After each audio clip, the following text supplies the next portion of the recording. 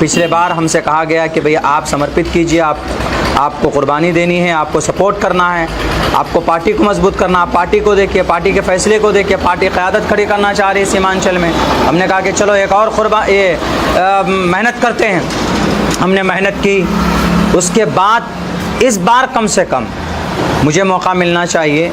इनमें से बहुत से लोगों ने कहा कि मौलाना आप इलेक्शन लड़ने के लिए आए। हमने कहा कि मुझे बिल्कुल इलेक्शन लड़ने का शौक़ नहीं, लेकिन सामने वाला जो कैंडिडेट है वो पार्टी को जिता बिल्कुल नहीं पाएगा। 15 से 20 हज़ार वोट लाना उसके लिए मुश्किल है, और उससे एक अच्छा कैंडिडेट जो मौजूद है, जो पार्टी को खड़ा किया है यहाँ पर मेहनत के आधार पर, और वो एलिजिबल भी है, वो पूरी सारे लवाजमात को मुकम्मल करने के लिए तैयार है।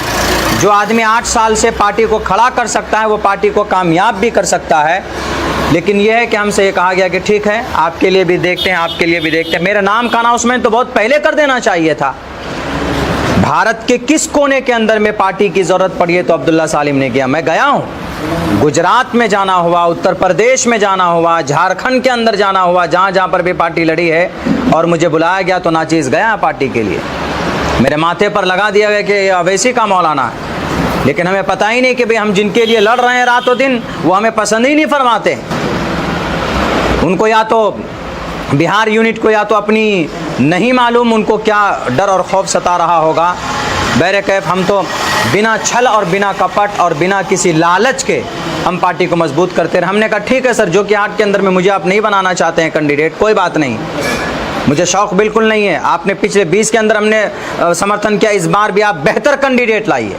आप जिस क़यादत को खड़ी करना चाहते हैं उस क़यादत उसके मुताबिक फिट होना चाहिए। आप जिस शख्स को ला रहे हैं उसने एक इमाम को घसीट घसीट कर मारा है, हम कैसे उसको समर्थन दे सकते हैं? नशे के अंदर डूबा हुआ होता है, और बहुत सारे इल्ज़ामात हम नहीं बोल सकते, नहीं बोलेंगे, लेकिन हमने अवगत कराया कि आपको नहीं मालूम अख्तरुल ईमान साहब सन 2020 में उसको टिकट का अनाउंसमेंट किया। वो बोलता है कि हमने, आप बोले कि हमने हक वाले को हक दिया है। क्या हक था उसका? 20 के अंदर में पार्टी में काम किया था, वो ऊपर से आया, आपने उसको टिकट दे दिया। क्या देखकर टिकट दिया? कि बड़ा सर है। आप कभी भी इस तरीके से अपने लोगों को इग्नोर करके वो कभी भी क़यादत खड़ी नहीं कर सकते। बहरकैफ इस वक्त में जो जिसको टिकट दिया गया है, हमने कहा कि हम किसी गलत आदमी का, मैं एक आलिम दीन हूँ, किसी गलत आदमी के लिए हम वोट नहीं मांग सकते, इसलिए कि हमारा कुरान कहता है तावनु अलल बिर्रि वत्तक़वा वला तावनु अलल इस्मि वल उद्वान। अच्छाई के लिए काम तो करो। वोट भी एक गवाही है। हम गवाही एक ऐसे शख्स के लिए नहीं दे सकते हैं जो शरीयत की नज़र में भी मुजरिम है और यहाँ समाज के नज़र में भी मुजरिम है। हमने कहा कि हमको नहीं देना चाहते तो कोई बात नहीं, कोई अच्छा कैंडिडेट लाइए।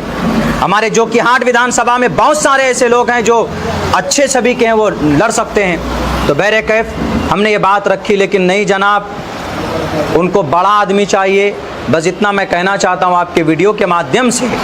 मेरा टिकट कट गया वो इस वजह से कि मैं मुखिया नहीं था, मेरे पास बहुत सारे दिखलावे के दौलत नहीं थे, मेरे पास भट्टा नहीं था, मैं 25 साल का मुखिया नहीं था। हालांकि अल्लाह गवाह है, पार्टी के लोग भी जानते हैं कि जो कुर्बानी हमने दी। आज वो 40 प्रोग्राम करके कहता देखने हमने इतनी सारे सभाएं की है, 25-25, 26-26 हज़ार रुपये खर्च किया है। 8 साल से जिसने पार्टी को सींचा उसका जो पैसा खर्चा हुआ उसका अंदाज़ा किया आपने? आज आपको उसको दबंगई दिख रही है, उसका पैसा आपको दिख रहा है कि बड़ा पैसा वाला है। खैर ये सब चीज़ हम नहीं बोलना चाहते। तो ये हमारी छोटी सी सियासी सफ़र रही है। मैंने इसलिए पार्टी से रिज़ाइन दिया है कि जिस क़यादत की बात आप कर रहे हैं उस क़यादत के ऊपर जिन कैंडिडेट को आपने चुना है वो फिट नहीं आते। तो इससे साफ पता चलता है कि आपके ज़ुबान में कुछ और है और करनी कुछ और है आपका। इसीलिए हमने इस पार्टी से वो दिया। हम कभी भी गलत का समर्थन नहीं कर सकते। सर, जिस तरीके से कस्में खिलाई गई और जिस तरीके से आपको पढ़वाया गया, उसको लेकर के भी सवाल पूछ रहे हैं कि आखिर जब आपने कस्में खाई तो फिर पार्टी से रिज़ाइन क्यों आपने दिया? ये सवाल लोग कर रहे हैं, इस पर आप क्या कहना चाहते हैं? कौन से पार्टी में होता है ऐसा जी कि कस्में खिलाओ? अल्लाह रसूल की कस्में खिला करके अल्लाह रसूल की बात करते हैं तो अल्लाह रसूल ने कहा है कि कब अच्छों का साथ दो, अच्छे लोगों को लाओ। सन 2020 में आपके जिनको आपने टिकट दिया है उनसे ज़्यादा ख़तरनाक लोगों को आपने लाया है, जिन्होंने पार्टी में कुछ नहीं किया है। आप कौम के साथ खुद गद्दारी करते हैं। आप आपको होश लेना चाहिए। जब 20 के अंदर आपको धोखा मिला तो आपको ऐसे लोगों को लाना चाहिए जो पार्टी के वफादार हों। और आप कस्में खिलाते हैं सिर्फ इसलिए कि ताकि आपके लोग भाग ना जाएं। आप कस्में उन लोगों को खिलाते जिनको आप कैंडिडेट बना रहे हैं। और अगर आप यकीनन सबके लिए था तो सबने कस्में क्यों नहीं खाया? अख्तरुल ईमान साहब को भी कसम खाना चाहिए, आदिल हसन आज़ाद को कस्में खाना चाहिए, तौसीफ साहब कस्में नहीं खाए, राना रंजीत कस्में नहीं खाया। वो फरिश्ता है कोई? नहीं, एक साजिश थी, हमारे तहत साजिश की गई कि कस्में खिलाइए और कस्मों में बांध दीजिए। शरीयत और अल्लाह रसूल का नाम लेकर के कि देखिए हम अल्लाह रसूल वाले हैं, और कस्में खिला करके झूठ बोलिए आप। मेरे साथ क्या झूठ नहीं बोला आपने कि सरफराज को टिकट जा रहा है, मौलाना सरफराज से टिकट को लाना है वापस? आदिल हसन आज़ाद साहब नहीं बोले ये बात कि मौलाना सरफराज को? क्या मैं अगर झूठ बोलता हूँ तो आए वो सामने में, मेरे सामने आए, बैठे वो बात करे। तो नहीं बोला कि मौलाना सरफराज को टिकट जा रहा है, बचाना है।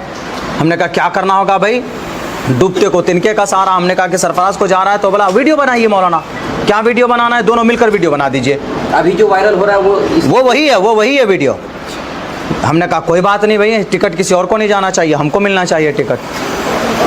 तो बोला नहीं, वीडियो बनाइए आप लोग दोनों बैठकर। दोनों वीडियो बनाया के बिठा के हमने इसलिए बनाया था बैठकर ताकि हम वो टिकट हमारा वहाँ से आ जाए, किसी और थर्ड पार्टी को ना जाए। लेकिन वहाँ ऐसी कोई बात थी ही नहीं। वहाँ साजिश में मौलाना अब्दुल्ला को फंसाना था कि एक वीडियो बन जाएगा मौलाना का कि हम मुखिया जी को अगर टिकट मिले या बैरिस्टर साहब किसी और को आप दे देंगे, यहाँ पर हम दोनों में से तो हम समर्थन करेंगे, क्योंकि आप जानते थे कि ये टिकट तो हम मुर्शिद को देना है, मौलाना का वीडियो बनवाना है। इसीलिए एक एक चीज़ का सवाल आवाम आपसे करेगी और कस्में खाकर बांधने की कोशिश की गई। खैर उसमें तो गनीमत यह है कि उसमें कस्में कंडीशन रुकन के बाद वो लगाया गया कि मैं बाज़ाब्ता IMIM का रुकन हूँ, उसके बाद मैं अल्लाह का हलफ लेता हूँ कि मैं पार्टी से कभी बगावत नहीं करूँगा, कभी भागूंगा नहीं। आप अगर एक गलत आदमी को कैंडिडेट बनाइएगा तो क्या एक मुसलमान के लिए ज़रूरी है कि गलत आदमी का साथ दे? वो बिल्कुल नहीं दे सकते हैं। मन रआ मिनकुम मुनकरन फल्युग़य्यिरहु बियदिही, देखना पड़ेगा आपको। या तो आप मुकम्मल सियासत कीजिए या तो फिर आप क़यादत की बात कीजिए। कौन सी क़यादत की बात करते हैं आप? कार्यकर्ता को इंसाफ नहीं दे पा रहे हैं आप। कारवान इंसाफ चलाया आपने सीमांचल के अंदर, मेहनत दिलो जान से जिस आदमी ने पार्टी को सींचा, आपने उनके साथ इंसाफ नहीं किया तो सीमांचल के लोगों के साथ आप क्या इंसाफ करेंगे? ये इंसाफ नहीं कर सकते हैं। क़यादत की बात ऐसे नहीं होती कि लोगों को 10 दिन बुला करके आपने किशनगंज के अंदर बिठा के रखा है और टिकट नहीं दिया आपने। 32 सीट का ऐलान किया आपने। 1.5 साल से लोग मेहनत किए। मुन्ना मंसूरी ने 1.5 साल से मेहनत किया, आपने करवाया कि मेहनत कीजिए। लोग जुड़े 1,35,000 लोग हैं वहाँ पर कि ठीक है हम MIM का टिकट लेकर आएंगे, हम यहाँ MIM को वोट करेंगे। अभी आप कहते हैं कि हम लड़ेंगे नहीं। वो 1,35,000 मुसलमान किसको वोट करेगा? सिर्फ सीमांचल के अंदर क़यादत खड़ी करना चाहते हैं। अगर बात करते हैं हक़ की मुसलमानों की तो टोटल मुसलमानों की बात कीजिए। लोगों को बेवकूफ़ मत बनाइए। लाखों रुपए खर्च करके लोग आपके लिए, आपकी पार्टी के लिए काम करते हैं और 10-10 दिन तक आप उनको घुमाते हैं। क्या 10 दिन से अब किशनगंज के अंदर में लोग नहीं पड़े हुए हैं? डॉक्टर शमीम को 10 दिन तक नहीं रखा आपने, आखिर के अंदर में आपने टिकट दिया उसको। क्या मतलब है लोगों को परेशान करने का? आप एक टिकट बांटने में आप क़यादत नहीं कर पाए तो आप लोगों के मसाइल को हल करने के लिए क़यादत नहीं कर पाइएगा। इसलिए ढोंग बंद कीजिए। अगर आप यकीनन खुददार हैं बैरिस्टर साहब और अख्तरुल ईमान साहब, तो आप ये जो जितनी सारी गलती कर रहे हैं ना, आप खुदा नहीं हैं, आप फरिश्ता नहीं हैं। गलती आपसे होती है तो आप लोगों को पूछना चाहिए। एक भी वर्कर मीटिंग आप करते हैं? नहीं किया आपने एक भी वर्कर मीटिंग। अरे बड़ी बड़ी पार्टियां वर्करों की वजह से मौजूद है। आप अपने वर्कर से बात नहीं करते हैं, आप अपने कैंडिडेट से बात नहीं करते हैं और लोगों को फंसाते हैं आओ कस्में खाओ कि ताकि भागे नहीं। तो सब कसम खाओ। या तो ये बनाइए कि पार्टी का रूल होगा, अध्यक्ष के लिए अलग रूल होगा, अख्तरुल ईमान के लिए अलग रूल होगा और अब्दुल्ला सालिम के लिए अलग रूल होगा। आप कहते पार्टी में सब बराबर है। बराबर है तो सबने कस्में खाई, आपने क्यों नहीं खाई? आदिल हसन आज़ाद साहब आपने क्यों नहीं कस्में खाई बताइए? बहरे कैफ ये सब तो ये बातें हैं और मैं यही कहूँगा जो कि अपने पूरे सीमांचल ने, पूरे भारत के मुसलमानों से क़यादत हम भी चाहते हैं। मैं क़यादत का हिस्सा बनना चाहता था कि एक नाचीज़ बनकर उसको ऊपर करो और मैंने भरपूर कोशिश की। बताइए मेरा ज़रा बराबर भी कहीं पर कोई वो रहा? आज भी मैं इलेक्शन नहीं लड़ता। आप दे दीजिए किसी गरीब के बच्चे को, दे देते टिकट जो कि हाट के अंदर, किसी मेंबर को दे देते। अब्दुल्ला सालिम इनकार नहीं करता, मैं समर्थन देता, साथ देता उसको। लेकिन आप कभी बैठकर बोले कि मौलाना किसको कैंडिडेट बनाया जाए, कौन बेहतर होगा? पूछा आपने? नहीं पूछा।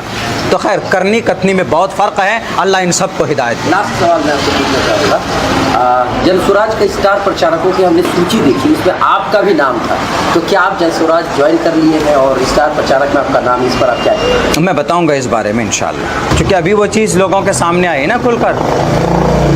आप एक तरफ ये कहते हैं कि मैं ईमानदार हूँ, आपके काम ऐसे हैं कि गैर बेईमानों जैसे हैं, तो जब आपका काम लोगों के सामने, नज़रों के सामने आएगा तब ना आप बोलिएगा, उससे पहले तो कैसे बोलिएगा? तो हम लोग कहेंगे जाहिर सी बात कि मौलाना को टिकट नहीं मिला इसलिए मौलाना बोल रहे हैं, मौलाना को टिकट नहीं मिला इसलिए नहीं बोल रहे हैं, टिकट गलत आदमी को दिया गया इसलिए बोल रहे हैं। गलत आदमी वो ना पार्टी को जिता सकता है और ना वो पार्टी में रह सकता है, ये लिख लीजिए।